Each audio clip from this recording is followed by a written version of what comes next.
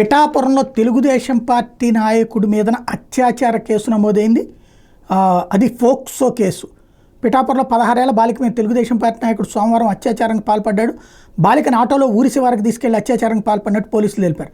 బాలిక బంధువు ఫిర్యాదు మీద పిఠాపురం పట్టణ పోలీసులు కేసు నమోదు చేశారు. పిఠాపురానికి చెందిన దుర్గాడ జాన్ టీడీపీ నేత, ఆయన భార్య దుర్గాడ విజయలక్ష్మి మాజీ కౌన్సిలర్, ప్రస్తుతం టీడీపీ పట్టణ అధ్యక్షురాలు కూడా. ఆటో డ్రైవర్గా జాన్ మరో వృద్ధురాలతో కలిసి సోమవారం సాయంత్రం పట్టణంలోని స్టేట్ బ్యాంక్ దగ్గర ఉన్న బాలికను మాయమాటలు చెప్పి ఆటో ఎక్కించుకున్నారు.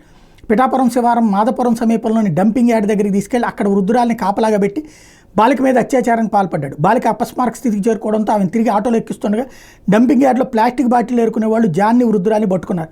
నిందితుల్ని పోలీసులకు అప్పగించారు. బాధితురాలిని పిఠాపురం ప్రభుత్వ ఆసుపత్రిలో చేర్చారు. జాన్ని కేసు నుంచి తప్పించాలని టీడీపీ నేతలు పోలీసుల మీద ఒత్తిడి తెస్తున్నారంటూ సాక్షి రాసుకొచ్చింది. బాధితురాలి బంధువులు ఆందోళనకు సిద్ధమవడంతో కేసు నమోదు చేశారంటూ రాసుకొచ్చింది.